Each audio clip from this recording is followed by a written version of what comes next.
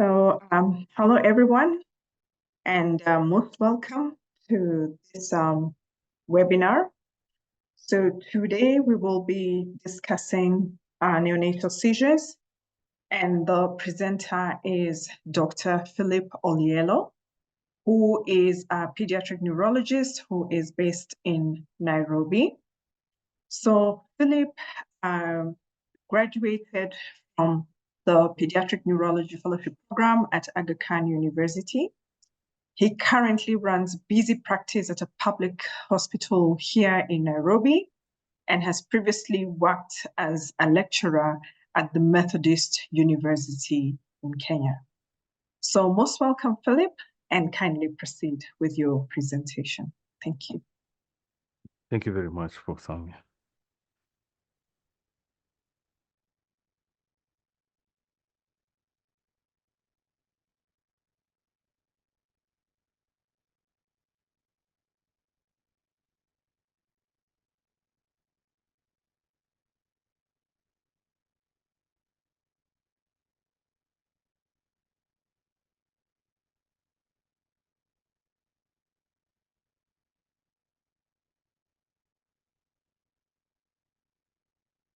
Yeah, it's good evening, everyone. Once again, thank you for having me to just share my presentation on this subject, which is the management of neonatal seizures. Before I start, really, I do not have any conflict of interest as I present this presentation.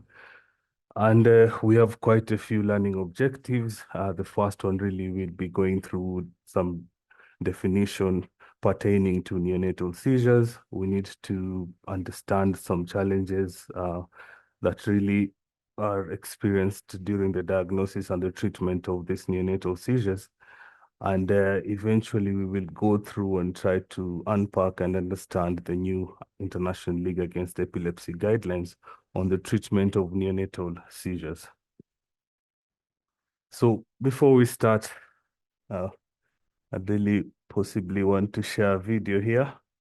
And in this video, I just want us to try and identify and see what's going on.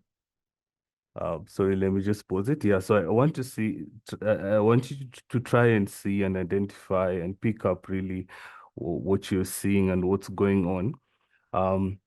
Most of these clips that possibly I'll show today, I think we've encountered them in our various newborn setups. And therefore, they should be familiar to us. But let's just see what you think about this.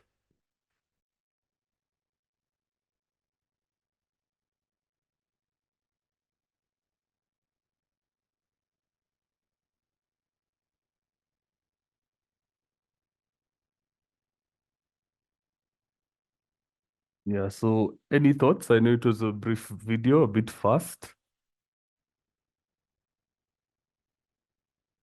I don't know if anyone in the chats possibly saw anything.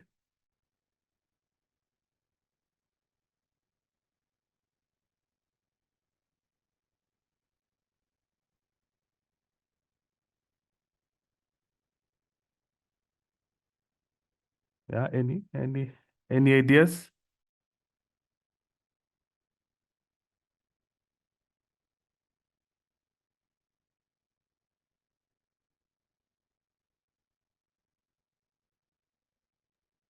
Philip, someone says subtle seizures. That's Georgina.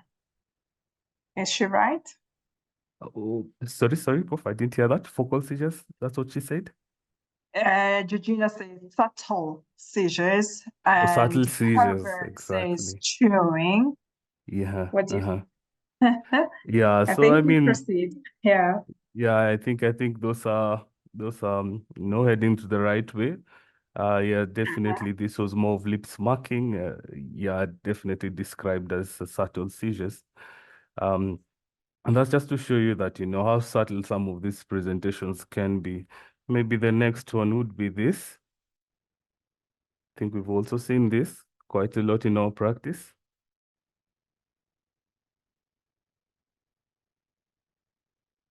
So is it a epileptic event or non-epileptic event? Maybe on the charts.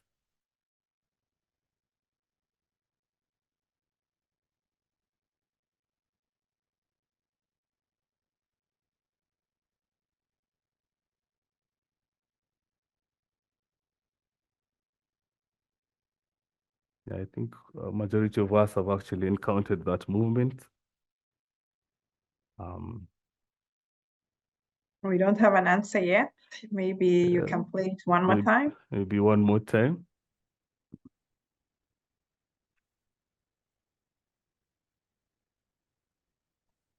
Yeah, so I think what you can see there is the right lower limb. We have some answers now, Repetitive. Philip. One person says non-epileptic. Someone says myoclonic jerk in the left leg. Someone else says non-epileptic, non-epileptic event. Yes. Somebody says, Bill from Nairobi says, looks like benign myoclonus. I guess we'll see what the next slide show. Yeah, so yeah, majority of the people who do have it, it's really non-epileptic. So that's basically demonstrating clonus, which really can be provoked and it can also be stopped with a change of position. So that's a good introduction to really what neonatal seizures are. And essentially neonatal seizures, by its definition, are really seizures that occur within the first 4 weeks when we're talking about term babies. And in concerns to preterm babies, then this is actually seizures that occur within 44 weeks of the postmenstrual age. Now, it is actually one of the most common neurological emergencies in the neonatal period. And its incidence ranges from around 2 to 3 per 1,000 live births. That mostly is focused towards the term babies.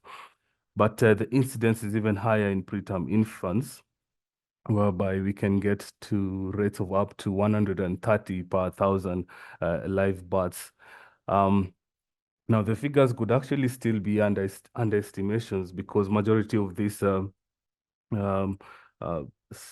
studies were actually epidemiological studies were actually done, before the utility of EEG. So most of these were actually as regards to clinical or clinical manifested seizures.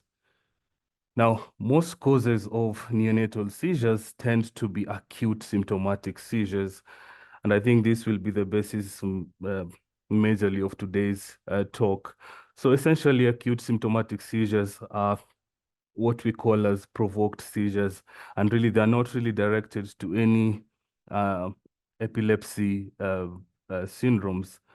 Now, it is good to note that seizures can be electroclinical or basically clinical manifestations having correlations on EEG, but also they can be electrographic seizures. That means that you can have a child who really has no symptoms of any seizure activities clinically, but on EEG, then we have epileptogenic activities. And this can be seen in up to 50 to 80% of neonates. Now, this diagram, or basically cartoon, is adopted from the ILAE seizure classification of 2017. And essentially it shows us the different etiologies of neonatal seizures.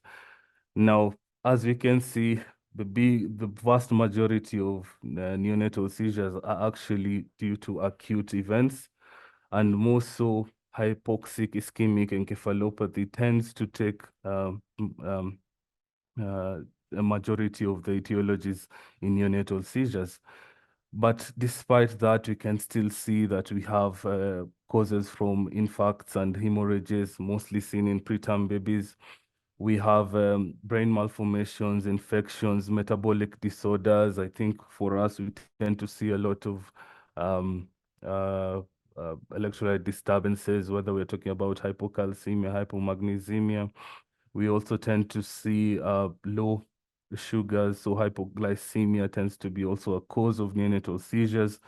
But also we tend to have these genetic epilepsy syndromes, which constitute around 6 to 10% of seizures. Now, the genetic neonatal syndromes We will not touch much on them today, but it's good to know that they do exist. And essentially, they are defined as a characteristic cluster of clinical and EEG features, often supported by specific etiological findings, whereby you might find the cause to be structural, genetic, metabolic, or immune. And they tend to be divided into two. The self-limited epilepsy syndrome used to be known previously as the benign epilepsy syndromes. And these ones tend to go into spontaneous remission, and they include things like the self-limited neonatal epilepsy, the self-limited neonatal infantile epilepsies, and the self-limited familial infantile epilepsies. But majority of neonatal epilepsy syndromes tend to be from the developmental and epileptic encephalopathy causes, yeah? And in this case, usually we tend to have a developmental impairment that is related both to the underlying etiology, independent from the epileptic activity and epileptic encephalopathy. For example, here, I think a few that we know of what we used to know as Ohtahara syndrome. And essentially, this is an infantile DE, and it also includes things like early myoclonic encephalopathy. But the DEs can actually span from the late infantile period, late neonatal period, expanding into the infantile period. And in such instances, I think we've heard of syndromes like the infantile spasm syndromes, the KCNK2 related encephalopathies, and these ones tend to fall into that category. However, today we will not focus more on that because we want to take our focus more into the acute symptomatic seizures, which tend to form the bulk or the majority of the neonatal seizure cases that we tend to experience. Now, as we know, the acute symptomatic seizures often tend to be as a result of some form of insult, whatever that could be. Now, depending on the insult, majority of the neonatal seizures tend to be restricted between the or within the neonatal period. However, a few tend to continue into the post-neonatal period. And often at times there's a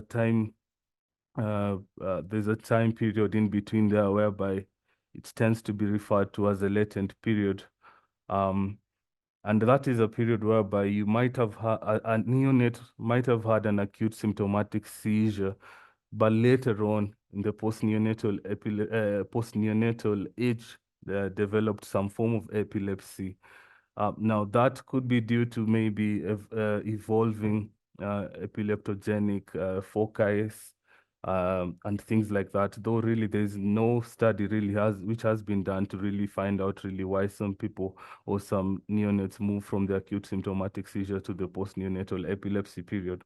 But some insults could be really extreme, and a direct evolution actually occurs from the acute symptomatic seizure into a symptomatic epilepsy.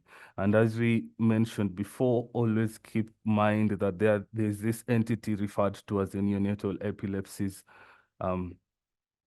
Yeah, so when we talk about neonatal seizures, it is key to note that the neonatal brain is a bit special and a bit different from the older children's brain, and definitely different from the adult brain.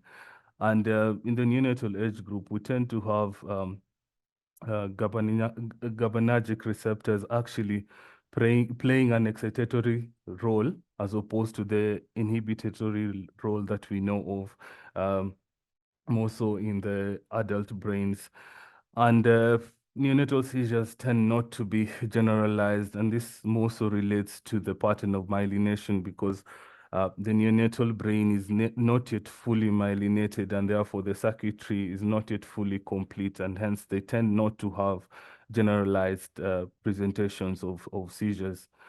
Now, in the definition of status epilepticus in the neonatal age group, really there is little literature on this describing whatever duration or the duration of seizure that constitutes status epilepticus.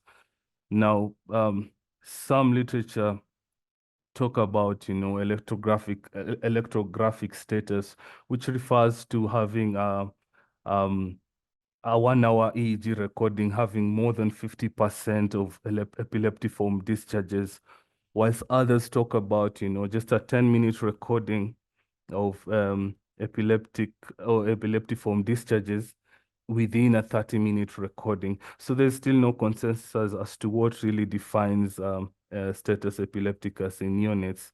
But what we know is that prolonged seizures are associated with poor outcomes, and a few of these children eventually go on to have a high burden of cognitive and behavioral comorbidities, and also due to whatever is causing the acute uh, acute insult resulting into neonatal seizures can also be contributory to the mortality or the prognosis of these infants.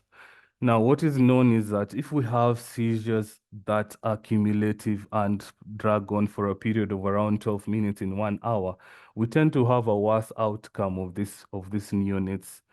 And hence, it is key that we are able to identify and treat these neonatal seizures because they do not go without consequences. Now, how then do you really identify what a neonatal seizure is? Now, I think I showed you the initial video. I think one was a trick video so that you just see really what constitutes a neonatal seizure by trying to identify it visually without the help or aid of any other instrument. But it is key to note that really not everything that jerks, stiffens, and shakes is a neonatal seizure. Now, there are many non-epileptic events that are seen in the newborn. This is both the newborns without any issues or perceived not to have any issues, and as well as the newborns who have brain injury. Now, some examples include, tonic stiffening in the babies with HIU due to brainstem release, stiffening due to hypoxia, stiffening due to gastroesophageal reflux disease, benign neonatal sleep myoclonus, non-epileptic myoclonus in awake and sleep states, tremors, clonus, dystonias, startling, with or without tonic stiffening. Now, the challenge here becomes, the challenge here usually equates to, eventual treatment choices, yeah? And therefore, it is key that we try to identify really what is a seizure from what is not a seizure, just to prevent overdiagnosis and even underdiagnosis of these seizures, because, those ones also result into treatment implications. Now, there is a concept also known as electroclinical uncoupling, which also adds to a diagnosis challenge whereby possibly a newborn had been identified by a care provider to be having a neonatal seizure, and an anti-seizure medication was started.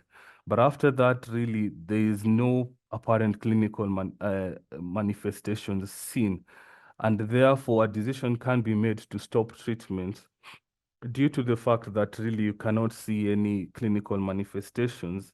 But had an EEG been done, then you'll be able to see several epileptiform discharges. So it is important to note that some medications can actually dissociate clinical manifestations from epileptiform activities in the neonatal brain.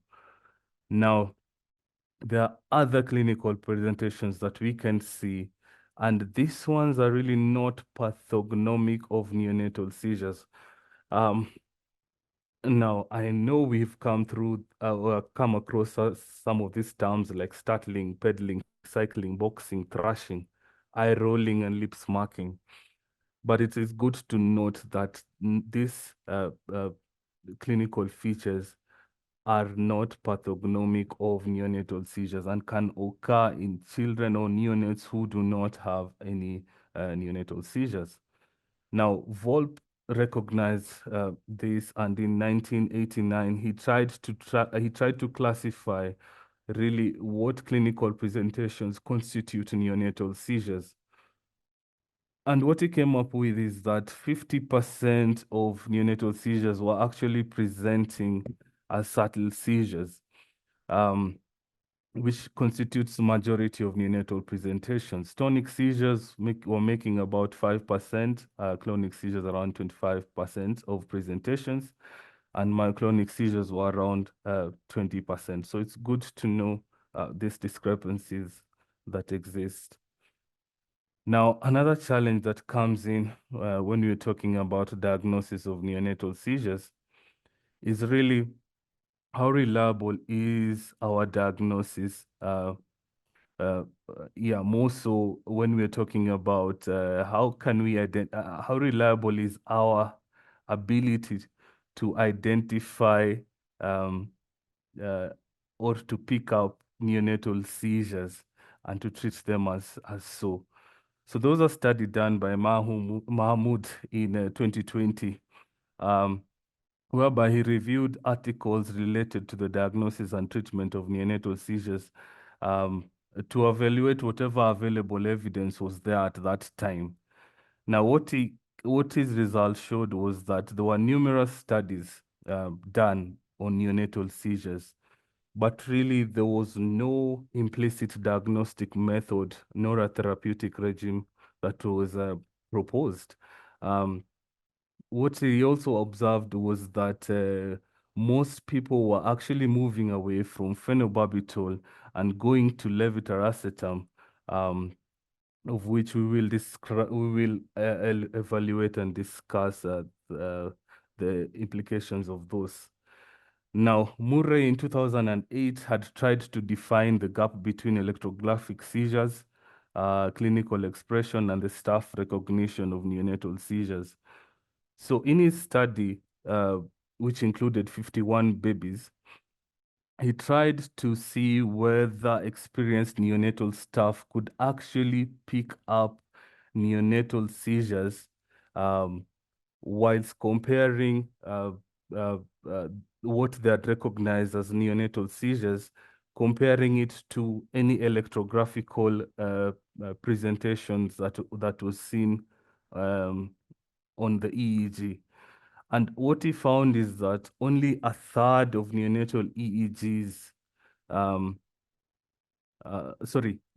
only a third of neonatal EEGs actually displayed clinical signs, yeah? So that's a huge number. That means that around 2/3 of clinical, manifestations go on unrecognized, and without the availability of an EEG, you might never pick this up. The other thing, it was seen that really majority of movements or clinical manifestations that were picked up by this experienced staff were actually not having any correlating EEG activities. And on average, it was a miss by almost 50%. So 50% of really what was picked up by professional healthcare professions in the neonatal unit were actually picking up movements, calling them neonatal seizures, yet they were not seizures. Now, what does that mean? That means that we really need the aid of a video EEG, or what we call a continuous EEG. And the gold standard for diagnosis of neonatal seizures is really a continuous EEG. And the recording for a continuous EEG at least should be 24 hours, should be at least 24 hours. And of which we can already see the challenge in that in majority of facilities, we do not have abilities to actually do EEG, let alone a prolonged continuous video EEG.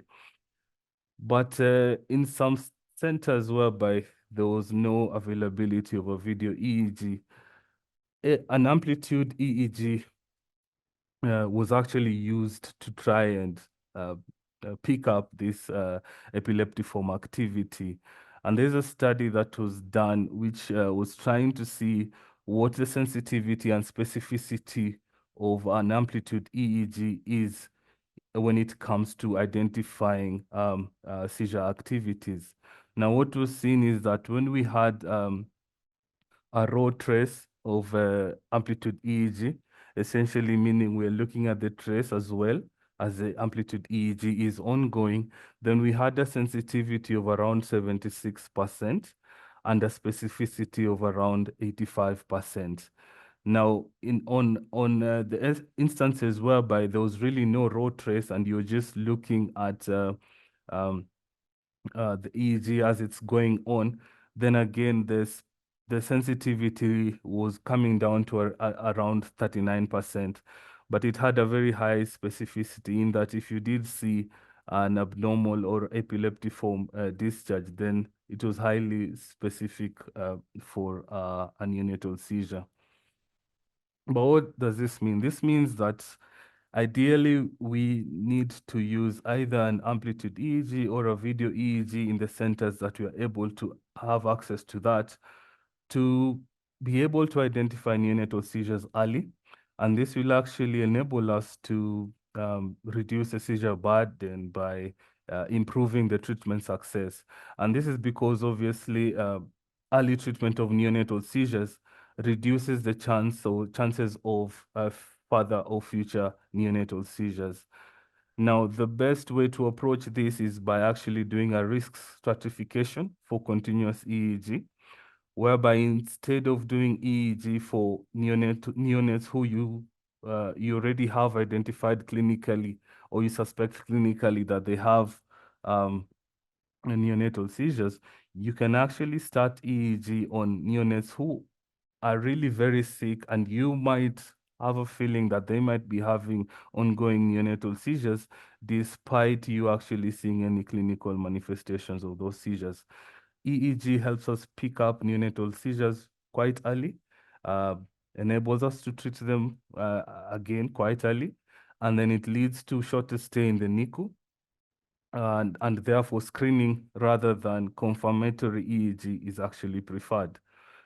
Now, these are just some images showing us really what are the differences between an amplitude EEG vis-a-vis a video EEG. Now on the, let me try get my pointer. I think I have it there.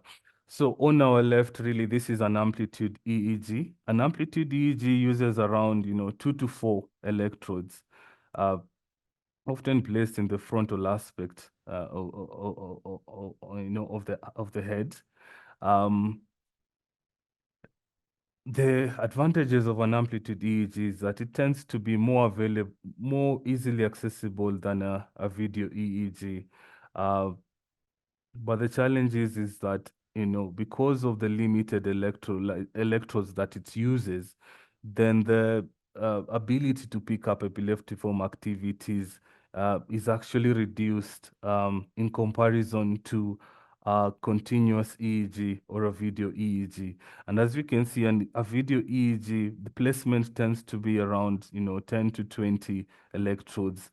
And this is a dummy whereby we can see the electrodes being placed at specific areas of the head. And this is a term, neonate. But I can only imagine if this was to be placed in a preterm, then again, how challenging it will be to actually place these electrodes. And therefore, we need more skilled workers really to do a video EEG, not only on placement, but also on interpretation of the results. Now, the International League Against Epilepsy did recognize that the gold standard is actually continuous EEG, but they're also aware that not all institutions have video EEG or continuous EEG. And therefore, it came up with a tool essentially looking at certain levels of diagnostic certainty to try identify really who should we treat or who can we possibly just observe and not treat, and even who can we consider treatment in. Now, in level 1, these are the individuals who definitely have a seizure, and here most of the diagnosis here is done by a continuous EEG, really with or without clinical movement. So if you find epileptiform activity on an EEG, then definitely we are looking at a seizure, and those ones we treat. Now in level 2, these are the ones that possibly we do not have a continuous EEG on the center, but we have an amplitude EEG, or we may not have an amplitude EEG, but we can see that the seizure, the clinical manifestation is that of a focal clonic or a tonic seizure. Now, in those cases, then we're looking at probable seizures, and we can go ahead and treat those neonates with a positive amplitude EEG or focal or clonic tonic seizures without an EEG correlate. Now, in level 3, now here we're talking about really what is a possible seizure. In this instance, we have clinical manifestations of seizures, but they are not of focal tonic or focal clonic characteristics. Now, in these cases, then we might consider treatment, but it's good to note that at level 3, we can actually be treating seizures that really do not have any electrographic correlates. At level 4 and level 5, those ones we might hesitate to treat. And this is because at level 4, we are looking at, a seizure presentation which really does not meet the previous 3 seizure criteria. At level 5, we have movements that are actually being seen. But on this one, we do have an EEG, but really that EEG does not pick up any epileptiform activities despite the movements. Now, to tie it all up, we have this diagnostic framework which really looks at the presentation of the neonate. Now, if a neonate presents either clinically ill or with a clinical suspicion of a seizure, then if we do have a video EEG, then we connect that, or even an amplitude integrated EEG. And this will help us filter really the seizure mimics. So it will filter off the non-seizure episodes. And therefore, what we're left with is really seizures. And now the seizures, again, now we will divide them into 2. Are we looking at electroclinical seizures, or are we looking at electrographic seizures? And these are actually just EEG abnormalities of epileptiform activities without any clinical signs. So essentially, this is how we should be approaching a newborn or a neonate that we are suspicious of having neonatal seizures. Now, just to expound to that, the International League Against Epilepsy in 2017 realized that the seizure types in neonates are different from that of a younger child and even an adolescent. And therefore, they focused in that the seizure type that really speaks to a neonate having a neonatal seizure is that of a focal onset seizure. And therefore, the seizure types in neonatal seizures are focal onset seizures. And these ones are divided into electroclinical and electrographic only. Again, this is dependent on EEG findings in correlation to the clinical manifestations that were seen. Now, it is good to know that in terms of etiologies, HIE was actually considered as a separate entity because it is the most common etiology in this age group. But it's also good to recognize that we do have structural etiologies, genetic etiologies, infectious, metabolic, and even in some instances, we tend to have unknown causes of neonatal seizures.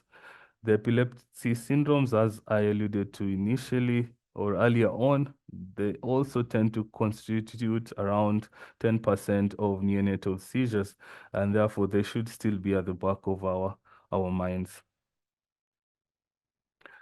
Now, when we come to treatment of neonatal seizures, there was a challenge really when it came to evidence-based treatments. And what was noted is that there was some gaps in the treatment of neonatal seizures. For example, up to as late as 2020, there was really no drug recommended by the FDA in the management of neonatal seizures. And that means that majority of us were actually using, for example, phenobarbital, you know, as a drug to manage neonatal seizures without really supporting you know, evidence-based recommendations. There was a Cochrane report of 2004. Again, that one had little evidence. The International League Against Epilepsy in 2011 also recommended phenobarb, but really with very low evidence as well. And there was some guidelines on neonatal seizures by the WHO in 2011, which had strong recommendation of phenobarb. But cumulatively, there was no study, or there were no systematic reviews really talking of one or two drugs being quite efficacious in the management of neonatal seizures. And therefore, the International League Against Epilepsy noted that and decided to work on an update on whatever existing guidelines that were already there. And they decided to tackle this by actually formulating a task force. And the task force really was made up of several cadres. So from the neonatal, from the neonatologist, from the nurses, from the neurologist, from the neurophysiology technicians, and even representations from non-clinical professions were also represented to come together and to try and actually look at whatever evidence that was already existing and to try come up with a set of recommendations to answer a few common questions that were being asked when it came to the treatment of neonatal seizures. Now, the task force came up with 6 priority questions, and the studies that were actually incorporated into this study were evaluated using GRADE, basically to assess the quality of evidence. And where there was insufficient evidence, an expert opinion was sought out using some Delphi methodology. Now, the recommendations were actually published in Epilepsia Journal in 2023, which is just last year. And the 6 questions that they sought to answer was really, what is the first line anti-seizure medication recommendation? What is the second line anti-seizure medication? How long really should we be on this anti-seizure medication treatment in the neonates who have neonatal seizures? What is the impact of therapeutic hypothermia on seizure burden in hypoxic ischemic encephalopathy? And what is the impact of electrographic seizure treatment and outcome? And lastly, they also looked at the administration of pyridoxine in neonatal seizure management. Now, that's just a picture that was taken from the task group. And I'm sure we know a few of the individuals there, and we thank them for their efforts. So before we actually zero in into really what is the recommended first, second line therapy, we really need to ask ourselves then, who really should we treat? Should we treat all neonatal seizures? You know, that is a question that really most of us are faced with, because sometimes you might find a neonate who possibly has only had one focal clonic seizure. And you're at a crossroads, really. Should I treat that one tonic-clonic seizure or really wait for another? The recommendations really are that, you know, all electrographic seizures, that means an EEG-proven with or without clinical correlates, should actually be treated. And for those who we do not have EEG and have a focal clonic or focal tonic seizures, they should be treated if they last more than 3 minutes, or they're really brief serial seizures, and cumulatively they might amount to that time duration. Then those ones we should treat. And this is from the WHO guidelines of neonatal seizures. Now, when it comes to the preferred first-line anti-seizure medication, the task force came up with a few of these recommendations. So the first one is that phenobarbital should be the first-line anti-seizure medication. And this was evidence-based with some moderate strength. And there was an expert agreement that phenobarbital should be used still as first-line, regardless of etiology. Now, the studies included here were around 11, with only 2 randomized controlled trials, 3 prospective observational studies, and 6 retrospective studies. Now, of the 2 randomized controlled trial studies was a Painter's study, which was published in 1999, but really was conducted between 1990 and 1995. So Painter essentially looked at 59 neonates who had EEG confirmed seizures, and he grouped them into 2 treatment groups. Yeah, so those ones that were to be treated using phenytoin and those ones that were to be treated using phenobarbital. Now, 29 of them were treated using phenytoin, while 30 were treated using phenobarbital. But what was seen is that after the first dose, of the group that was treated using phenytoin, 45% were actually or became seizure-free, whilst 43% of the ones treated with phenobarb became seizure-free. Now, at this point, the ones who had not become seizure-free were actually given a loading of the other drug. For example, those who were first loaded with phenytoin and remained still had persistent seizures were added on to phenobarb. And those who had initially been given phenobarbital and still had seizures were given a dose of phenytoin as their second dose. And you can see there was just an additional 4 and 3 neonates who became seizure-free.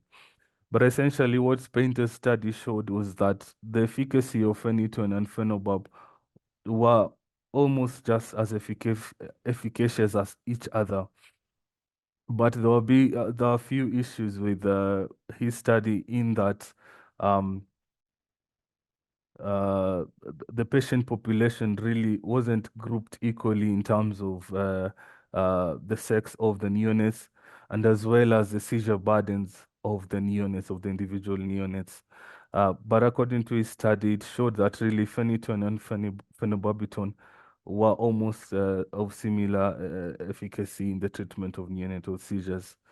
Now, the second randomized trial control study that was looked at was the SHARP study, which was done in 2020.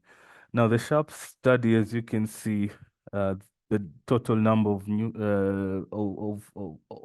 of the neonates were larger than that of Painter's study. So SHARP study included 83 neonates, and of those, there was a bias towards levetiracetam.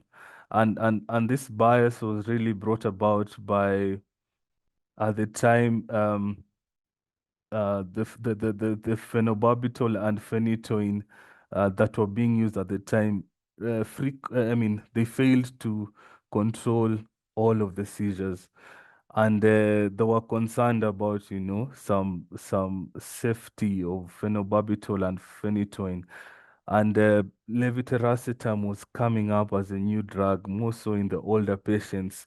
And therefore, they biased the study to favor levetiracetam, with the thought that levetiracetam ideally would have a higher success rate or a higher efficacy in actually stopping the neonatal seizures.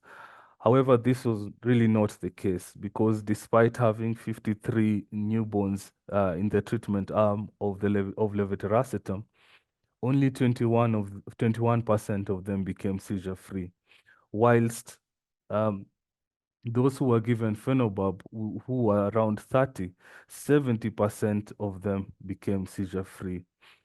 And even despite a second loading dose of the same drugs, in total, it was seen that 80% of the newborns who were given phenobarbital actually became seizure-free, whilst only 28% of those who were given levetiracetam became seizure-free.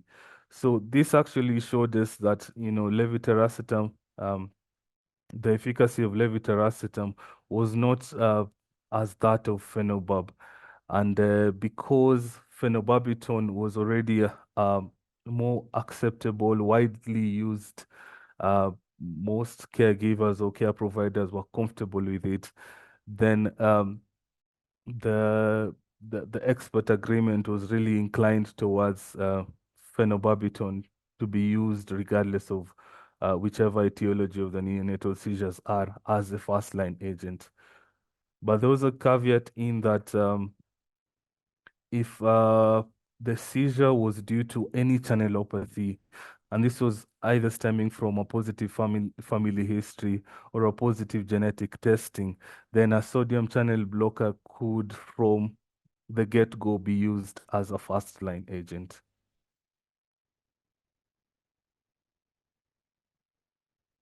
Now, phenobarbital, as we know, has really been with us for several years. I think phenobarbital, its use in neonatal seizure management started in 1912. And as you can see, yes, there have been several newer anti-seizure drugs that have actually come up since 1912. But really, very few have actually been uh, um, produced targeting neonatal seizures. And I think only lately is that a few are actually coming in that possibly are targeted therapies towards either the channelopathies or the genetic causes of neonatal seizures. But phenobarb still remains as a fronted first-line agent, just not only because of the studies that were actually looked at, but because of one, phenobarbital still remains widely available, and when given within the recommended dosing, it is still safe to give in the neonatal age group. Now, obviously, over the years, the concerns about neuronal apoptosis, and those ones have been raised after studies were done on animal subjects really not having seizures.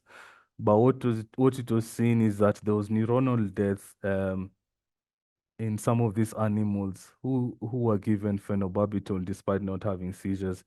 And therefore, there are questions arising that is there a similar correlation to the neonates given phenobarbital? Now, as we talked about the electroclinical uncoupling phenomenon, phenobarbital is really known to do that. And it can occur in up to 50% of the neonates who have been given phenobarbital. And therefore, it is key that we still have a form of uh, uh, uh, EEG monitoring to still enable us to make a decision as to whether we really have cessation of the neonatal seizures or we still have electrographic seizures. Now, obviously, phenobarbital can cause CNS and respiratory depression, but really, if given within the recommended dosing, it is still quite safe. Now, as regards to the second line medications, now again, the studies here which were looked at was still the SHARP study and Painter study, but also they looked at a study which was using lidocaine as a form of treatment of neonatal seizures. However, the patient number, the population number of that study was quite small, and it had really low certainty of evidence, and grading was not possible. But really what was fronted was that we can either use benzodiazepine, phenytoin, or lidocaine, which used to be used actually before this study. But what was incorporated now was really levetiracetam. Levetiracetam being a newer drug, I think FDA approved in 2011, is now becoming, widely available, and more studies really on levetiracetam will be coming up. But second line treatment, we can use any of these four. Again, which of the four to use as a second line depends on country to country, availability of the agent, how confident the healthcare providers are in administering some of this drug. What we know is that levetiracetam, because of its cardiac safety, is preferred in neonates who have cardiac disorders, so those ones with congenital heart malformations, those ones with the cardiac arrhythmias, then you'll be inclined towards choosing levetiracetam as the second line anti-seizure medication. Phenytoin and lidocaine, unfortunately, tend to have a lot of hypotension and also cardiac arrhythmias. So it is important to avoid those two in patients who have cardiac disorders. Now, when it comes to lidocaine, personally, I've never given lidocaine as a modality of management of neonatal seizures. But in literature, really, it tends to lie in the space whereby it's given when really these neonatal seizures are refractory to most of the rest of the anticonvulsants. Lidocaine, again, its efficacy in the management of neonatal seizures is actually concentration dependent, in that the higher the dose, the more it has an effect on suppression of the neonatal seizures. Now, a caveat is still made when it comes to second line anti-seizure medication choice. And this is that if a channelopathy is suspected because of either clinical or EEG features, then a sodium channel blocker should be used as a second line anti-seizure medication. And this one's involve phenytoin and carbamazepine. Now, when should we stop anti-seizure medication?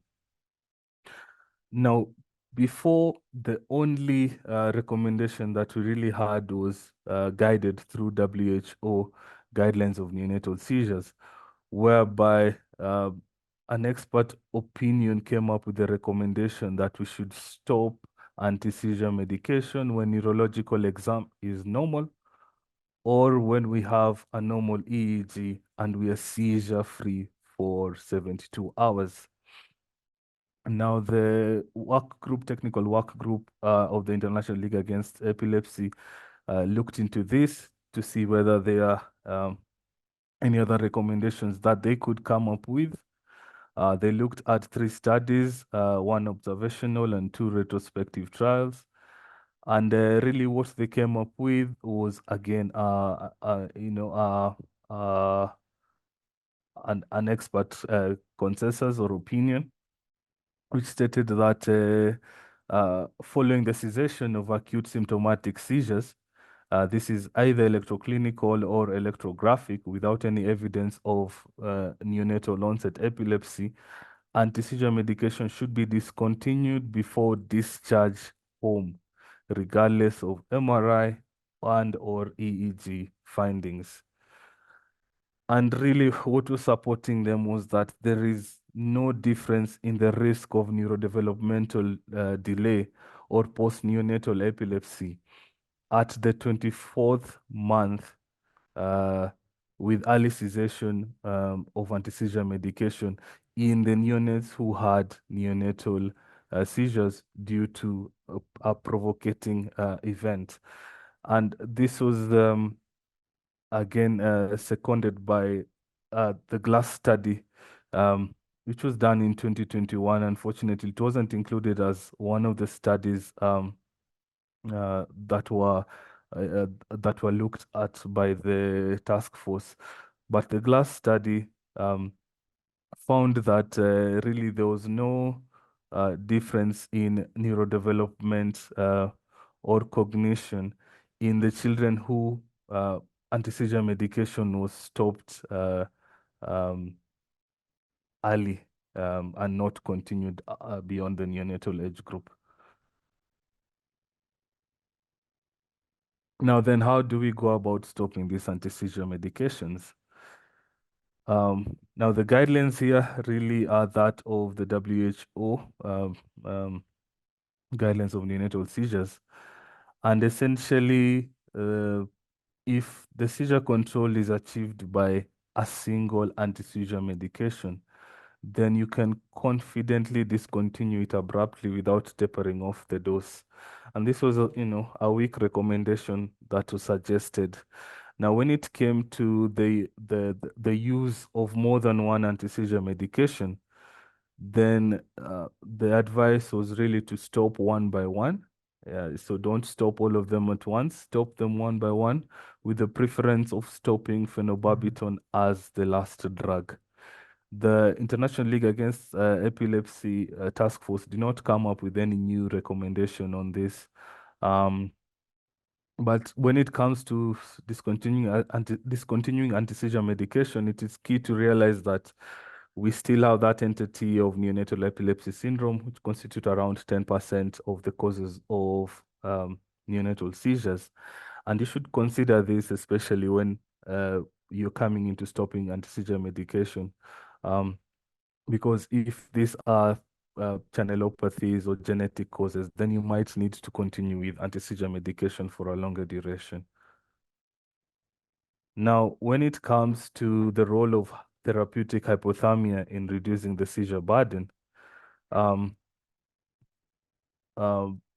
was noted is that therapeutic hypothermia is not a clinical option in most centers.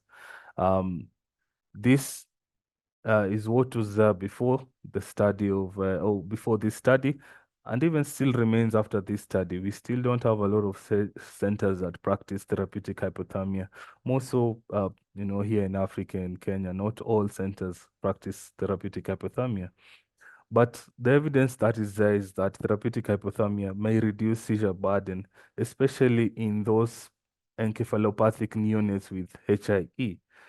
But now when it comes to a modality in a seizure control, then it doesn't have a very strong evidence on it, and the evidence in it is actually quite weak. The studies which were really looked at by the technical work group of the International League Against Epilepsy here were 9, 6 of them being observational prospective studies and 3 being retrospective studies. And there was really no definitive conclusion that actually came in that we should be giving therapeutic hypothermia as a modality of reducing seizure burdens. Now, there is a study which actually was done in Sri Lanka, which is called the Helix trial, a controversial kind of study, which actually did not show any benefit in giving therapeutic hypothermia, even in children who had HIE. And in fact, what was actually seen in the Helix trial was that there was actually an increase in mortality in the children who were given therapeutic hypothermia. And therefore, it begged the question in that should we be doing therapeutic hypothermia in low middle income countries or not? But I think here there's a space for us really to incorporate therapeutic hypothermia in more centers, and only with that can we be able to come up with data showing otherwise or supporting the use of therapeutic hypothermia in low middle income countries. Now, when it comes to the utility of EEG in the management of neonatal seizures, what was there before is that this was a context-specific recommendation, really based on the availability of EEGs. But right now, it tends to have a stronger role. And the recommendation by the technical work group was that treating neonatal seizures, including electrographic only seizures, um, to achieve low seizure burden may be actually associated with an improved outcome in the neurodevelopmental space, and even in the reduction of evolution into subsequent neonatal epilepsy or post-neonatal epilepsy. And the implication is that we should advocate for more EEG monitoring in neonates who are at risk of developing neonatal seizures. Now, the role of pyridoxine and pyridoxal 5-phosphate.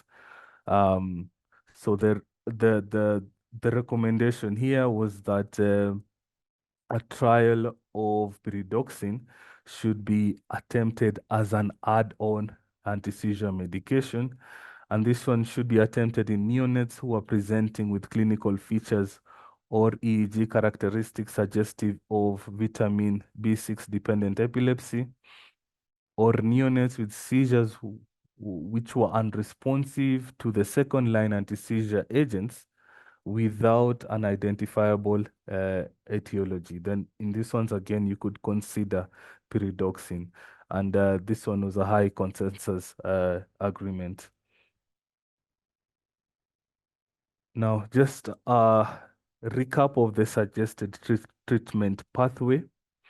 So definitely we need to identify our neonates who actually have seizures, and we do this either by EEG or an amplitude EEG. Obviously, if not available, then we try and stick to management of only those newborns who have focal tonic or focal clonic seizures. And our first line agent is phenobarbital. Definitely we give a bolus and then we can do a repeat if needed. But there's a consideration in those individuals that we think they might be having a channelopathy, and this is either due to some family history or some positive genetic testing which showed that.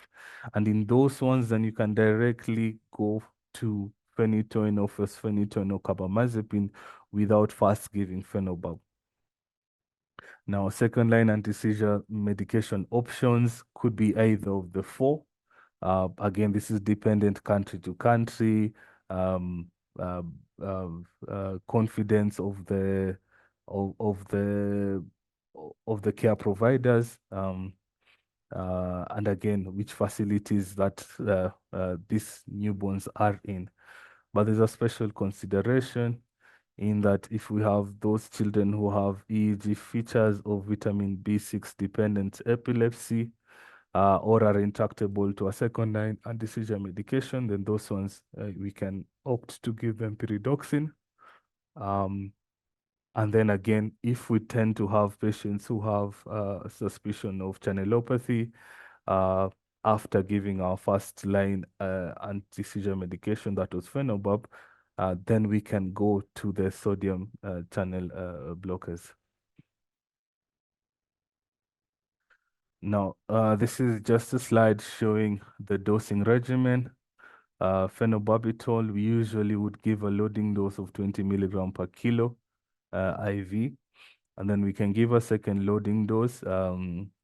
Often at times, if the newborn is not having any respiratory support or is not ventilated, then possibly you'd opt to go for just a repeat bolus of 10.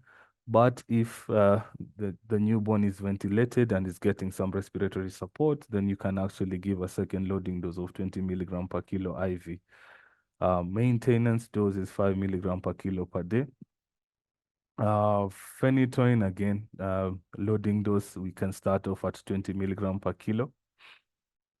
And then we can maintain that at 5 milligram per kilo per day. But you can also go to a maximum of 7.5 milligram per kilo. Levetiracetam, loading dose 40 milligram per kilo IV. Levetiracetam, we tend to give it at higher doses, and you can even give to a total daily dose of 40 to 60 milligram per kilo per dose. And that allows us to actually give a second loading dose at 20 milligram per kilo per day. lidocaine, as I said, personally, I don't have any experience of ever using lidocaine in the management of neonatal seizures, but can be given at 2 milligram per kilo IV over 10 minutes and a maintenance of 7 milligram per kilo IV to run in 4 hours. But just keep in mind when you're giving a lidocaine, watch out for cardiac arrhythmias, hypotension, and therefore avoid it or try to avoid it in neonates who already have some cardiac disorders.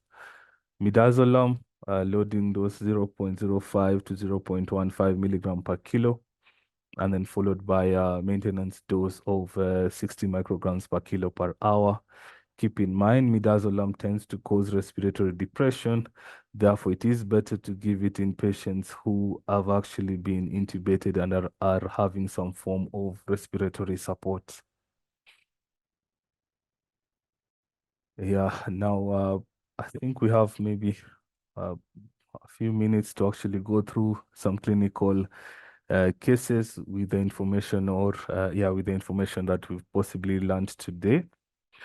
And I'll start us off with our first case, whereby a term newborn boy was evaluated in the nursery. He was delivered via emergency CS due to meconium-stained liquor with an APGAR score of 3 at 5 minutes. He was noted to be drowsy and apneic. He developed seizures on the second day of life. And unfortunately, the facility that this child was in, there was no availability or ability to do an EEG. Now I'll just show you the seizures or the abnormal movements that were observed. I don't know whether this is playing.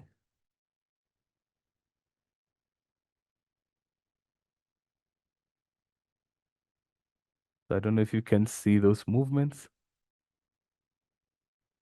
And maybe I'd like suggestions on the suggestion box as to really what we are seeing. What seizure type do you think this is?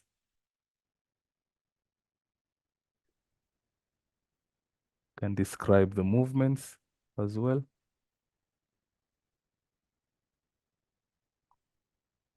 Please go ahead and type your suggestions into the question and answer. Spasms is a suggestion. Multifocal clonic, focal clonic seizures, focal myoclonic, left hemiclonic seizures. So left-sided clonic. So most, I think, opt for left-sided clonic. Philip, what would you say? Yeah. So I think spot on. I think this is left-sided. We can see those left-sided jerky movements involving the lower limb and the upper limb as well. So these are left-sided focal clonic movements. So with that very well identified, yes, we do not have an EEG. Would you treat, and if you treat, what would really be your first-line agent? Go ahead, give suggestions.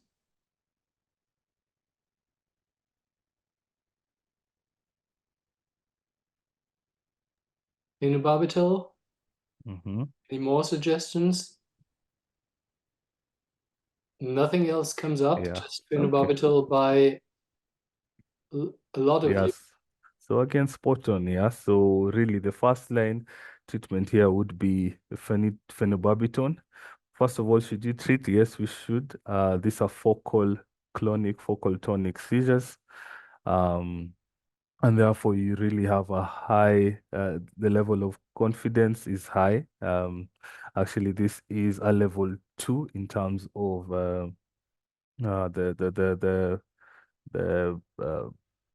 the diagnostic certainties by International League Against Epilepsy.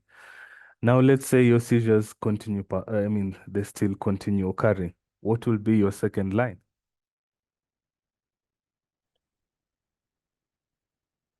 There's already one answer. Second line, levetiracetam. Again, Keppra, levetiracetam, phenytoin. So Yeah, Phenytoin so again, phenytoin. yeah, so all those are good answers. All those are probable options as your second line agent. Obviously here, the only issue is that if we have any cardiac arrhythmias or concerns of cardiac disorders, then we can favor levetiracetam. But in this case, we were not informed of that, so we are quite open to all those options that have been given. So when will you stop treatment in this neonates? And may I just, Philip, before going to stopping treatment, has also been a suggestion of midazolam. Can you comment on that? And lignocaine by one doctor in the audience each. Oh, Midazolam and lignocaine. okay, yeah. So again, midazolam, yeah, could be a probable second choice still, but keep in mind midazolam has sedating effects and respiratory depression effects on neonates, and therefore my hesitancy will be if this newborn does not have any ventilatory support, then I might not use midazolam, but it is still a probable second line agent. When it comes to lignocaine, as I said, I don't have much experience on lidocaine. But still, studies have shown that it is quite efficacious in managing or its utility in use of neonatal seizures which are refractory to other anti-seizure medication. Lidocaine actually would stop those seizures. But again, the caveat here, be aware that lidocaine can actually cause hypotension and also still cardiac arrhythmias. Yeah. And if So, I may just add one caveat, you should not use lignocaine if phenytoin has been used before, because that will increase the sodium channel depression to a degree where you will have cardiac anomalies. So you should not use them in sequence. thank you for that, too. Yeah, so would we stop treatment in this case? And when, if at all? Oh, that's interesting. A lot of people have responded. For example, Liban Hussein Ido says 40 hours without seizures to 72. Most people agree on 48 to 72 hours. And there are some suggestions when the EEG has come to normal. Okay, interesting suggestions. Yeah, so I mean, according to the new recommendations and new guidelines, is that really if it is purely acute symptomatic seizure, then at the point of discharge, we should be looking at or aiming to actually stop this anti-seizure medication, regardless of the MRI or etiology findings. But again, that can really be still specific on the patient that you're really looking at. But if it is just a straightforward acute symptomatic seizure, then you can have some confidence in actually stopping these anti-seizure medications prior to discharge. Yeah, so the second scenario, or second case, so this is now we're looking at a 1-week-old infant who was born via spontaneous vaginal delivery at full term after an uneventful pregnancy. Now, the 1-week infant presents with jerking movements of both arms on day 3, and the seizure types are described as right lower limb tonic seizures, left upper and left lower limb, that actually should be limb, seizures, and lip smacking. Now, on examination, the child is also encephalopathic. So, fortunately, in this case, we do not have a video, but you go on and do an EEG, and on the EEG, essentially what you see is a burst suppression pattern.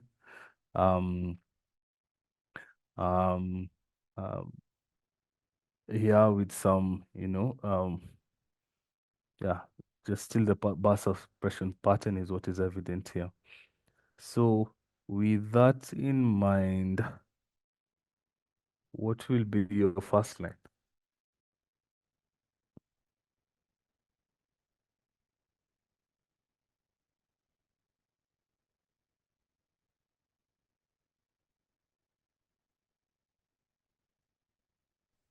Okay, there are a couple of suggestions. Pyridoxine, phenobarbital, vigabatrin has been suggested.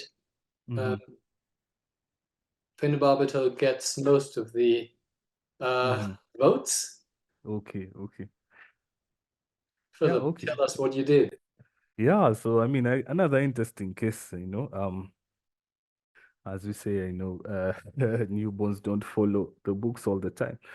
But this is still an acute symptomatic seizure. And therefore, you'll still go with phenobarbital as your first line anti-seizure medication.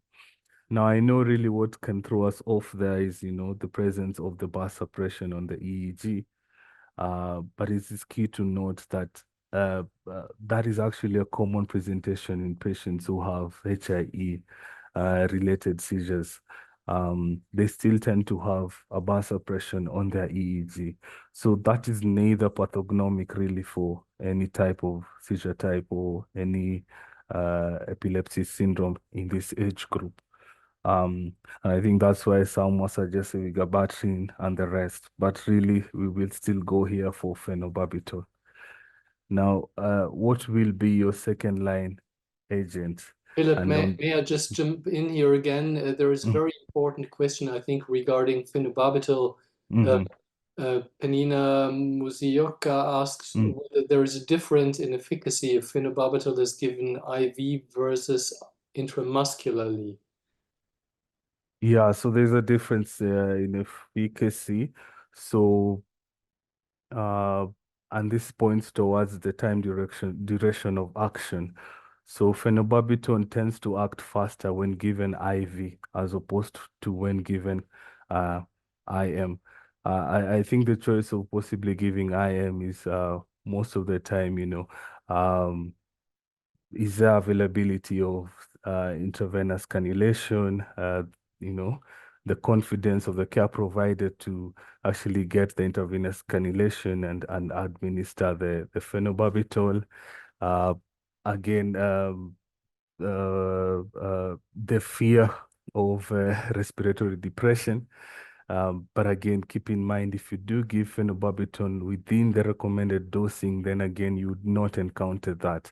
If you give phenobarbital IM, it might take a longer time to actually act, and that's the difference mainly. So yeah, so now for the second line, further history is given. So it's given that uh the father to this infant used to have seizures in the neonatal age group as well. The mother had seizures are associated with fevers during her childhood. And this infant has an elder sibling who also experienced similar seizures during uh, the neonatal age group. So what will be your second line in this case?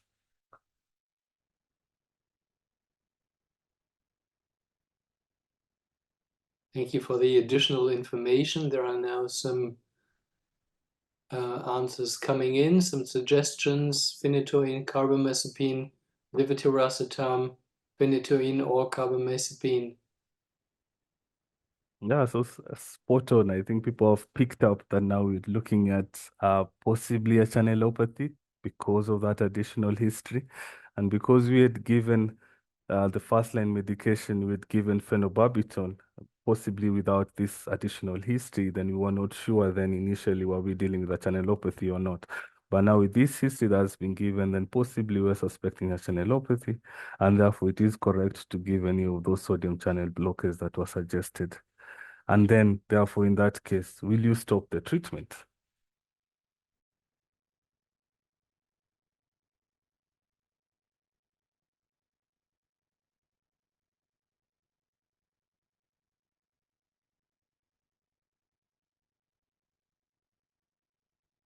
Any suggestions?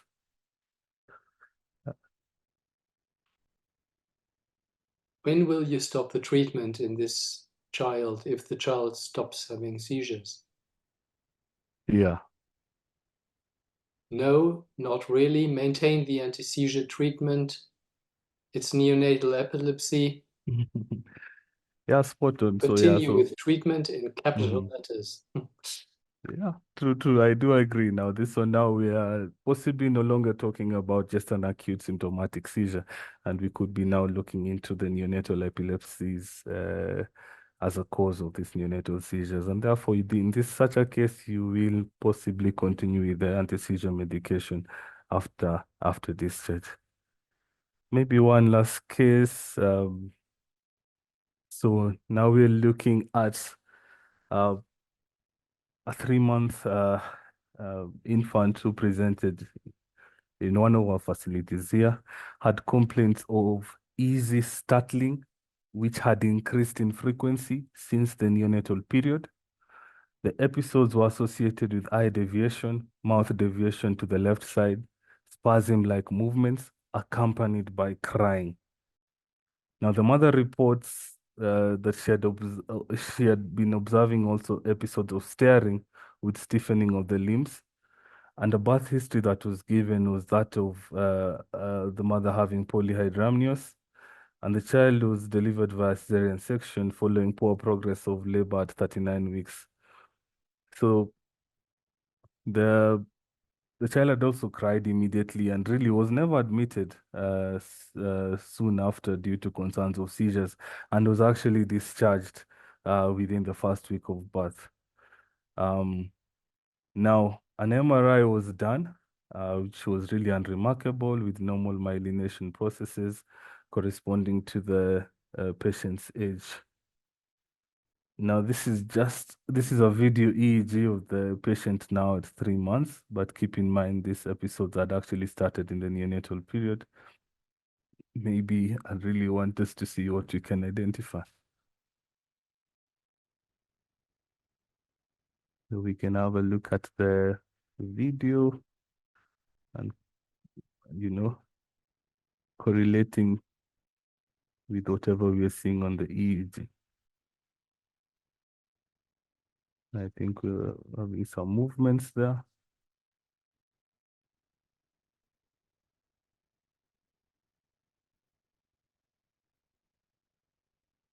So the movements are there. I don't know if anyone is spotting anything on the EEG. Yeah, suggestions of what do you think? What do you think is going on here? What are we seeing? Or has anyone seen anything there and possibly would like to just tell us what they've seen? And in this instance, we're relating the video EEG, sorry, the video together with the findings on the EEG. Maybe I can just play it for. Let me attempt to play it again. So just look at what activities are going on there in the incubator, and do we have any correlating EEG findings? Yeah, there's some movement there.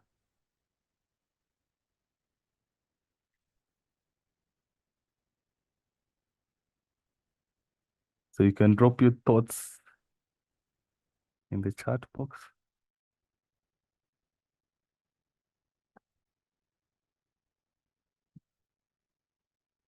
This is a tricky one. Please go ahead. There's one first suggestion saying epileptic spasms.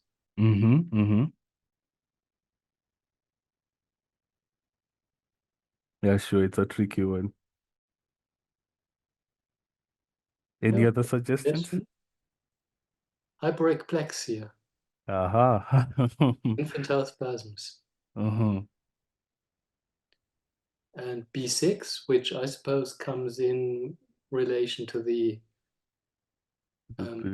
idea of seeing spasms here. Yeah. Yeah, so I mean, this is an interesting one. Maybe if I can just, I don't know whether there's I'm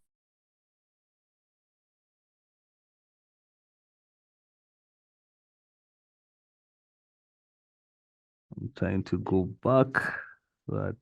And Divan Ido says jerky movements not clear, but EEG looks normal. Exactly. So yeah, so that someone else picked it up. So really, as we can see again, let me try and, oh, sorry.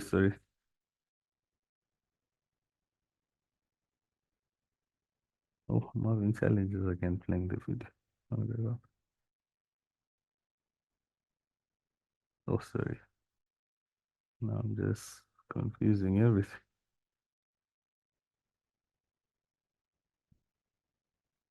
Yeah, so as we can see in the video, the infant is actually moving, but we do not have any correlating epileptiform activities being seen on the EEG. Actually, there's no disruption to the background unless when now we're really moving, and therefore we get a bit of movement artifacts. But really, there's no epileptiform discharges that we are seeing on that EEG.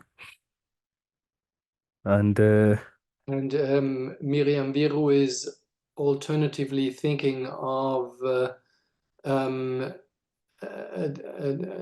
baby with a diabetic problem due to a diabetic mom, but bear in mind, I think the baby was 3 months old when the video was taken, wasn't he? yes, the baby was 3 months old. Okay, so Miriam, this is just not the right age anymore. Yeah. So, I mean, in this case, then really, our first line definitely could have been given. I think already the child was on who's on phenobarbital, if I can remember, and some clonazepam, but seemed still to be having these events which really did not have any EEG correlation. Looked like possibly hyperexplexia. And the plan really was to try and do genetic studies to see whether we have some correlating channelopathies. Unfortunately, the child got lost to follow up. So be just a quick one here. The fourth case, the last one, a 17-day neonate currently admitted in NICU with a history of seizures and difficulty in breathing on mechanical ventilation. The seizure episodes are characterized by brief jerking of the body, sometimes has independent upper and lower limb jerking, has twitching of the eyes and startle-like movements, occurs in clusters, has several episodes a day.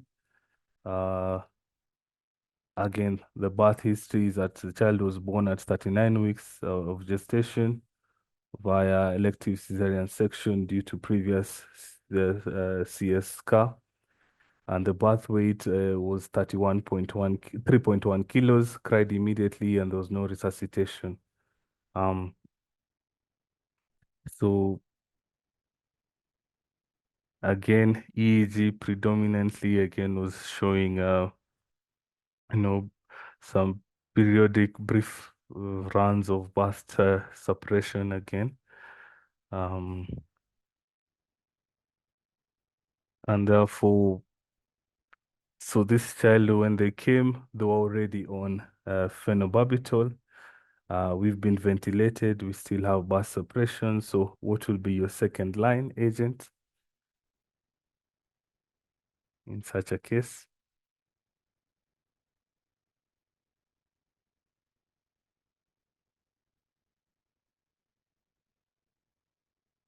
Yeah, so maybe in the interest of time here, I wanted to bring out that in this case, really, we've been intubated, and therefore we can consider things like midazolam here as your second line agent. Yes, Philip, on the chat, some suggestions for B6 and Capra. But yes, I hear you. Because the patient is intubated, the options are wider. Options are wider, true. So in summary, electrographical seizures are a key component in diagnosing neonatal seizures. In cases whereby, or in places whereby we do not have availability of EEG, then we can use the levels of diagnostic certainty to actually come up with a decision as to whether we should treat or not treat. But when we're starting anti-seizure medication in most of these acute symptomatic seizures, then first line is phenobarbital. But there's a caveat in that if you do find or if you do find a history that is speaking to channelopathies, then you can consider adding in the sodium channel blockers. Second line is phenytoin, benzodiazepines, levetiracetam, and lidocaine. Obviously, with the preference of levetiracetam if you're looking at neonates who have cardiac disorders. A trial of pyridoxine can be used as an add-on, and there is still weak evidence on therapeutic hypothermia, but I'm sure with more availability of therapeutic hypothermia and more studies and data coming in, then we'll be able to analyze that better and look at its utility more. Thank you. And thank you very much, Philip, for that wonderful presentation. I think that there are some questions still not answered on the chat, and I think I'll go ahead and answer one of them live. We've answered quite a number of them through typing. So there's someone who asked about a child in the case 2. If they continue not to have seizures by the time the patient is, approaching discharge, then what would be the correct thing to do? The correct thing to do would be to de-escalate the medications as you observe and discharge the patient without medication. Of course, follow up and see how the patient does. So Hans, I think you have also continued to answer some of the questions that were on the chat. I think he's typing an answer to Christine. So yeah, I've been typing an answer to Christine, but I can also discuss it here because pyridoxine has always, as you know, been sort of my favorite and the thing that got me involved in neonatal seizures. And Christine asked whether if pyridoxine has been started in view of unresponsive seizures and it works in a setting where EEG is unavailable, what is a reasonable duration of treatment if seizures abate? This is very difficult, of course, to answer because neonatal seizures, as Philip told us, are acute symptomatic and will stop anyway within a few days. But if you really think there has been a close time relationship between starting pyridoxine and the seizures lessening, and if you really think this baby has pyridoxine-dependent seizures, I think it would be reasonable to continue for at least a month and then perhaps discontinue the pyridoxine and see whether they return if metabolic or genetic testing is not available. You may also bear in mind that babies with pyridoxine-dependent seizures and also pyridoxal phosphate-dependent seizures tend, if they respond to pyridoxine or pyridoxal phosphate, tend to become very hypotonic for a brief period of a day or two, and sometimes even require respiratory support. So this may be critical in a low resource setting, but on the other hand, it may be a clinical hint towards the efficacy of the treatment and the nature of the disorder. Great.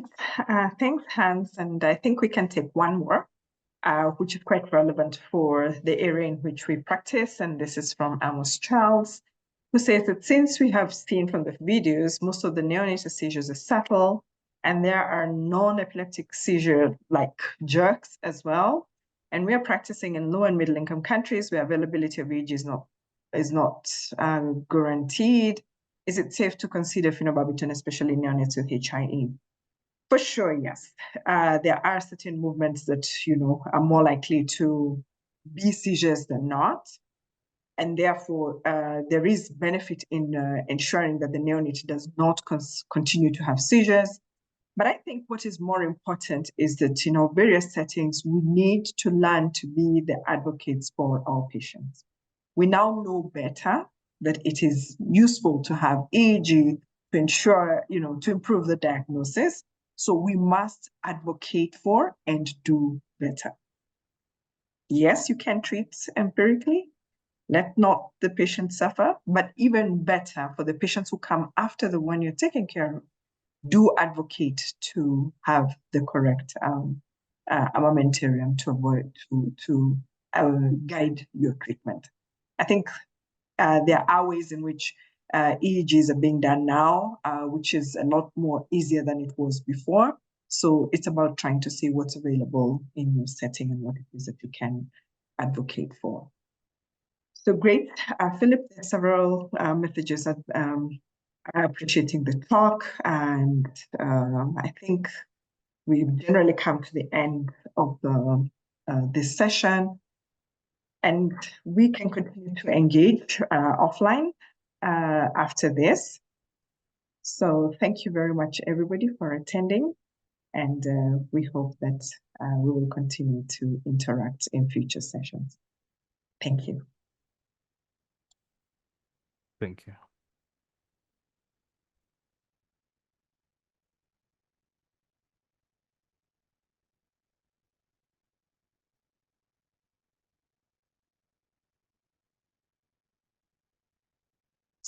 So we needed to highlight the Global Epilepsy Project Database, whose goals are to increase collaboration, reduce redundancy, direct resources, promote advocacy, identify volunteers, and service potential funding for future global health projects.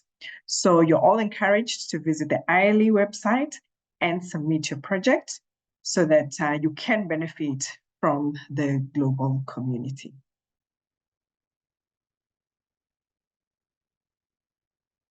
The database will provide you with an opportunity to learn from others and to explore collaboration opportunities that might strengthen your own work as well as that of the sector.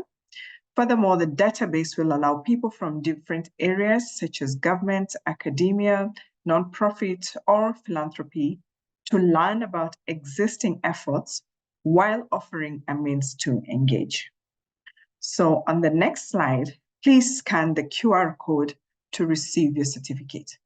Also, there is a link in the chat box now to the certificate.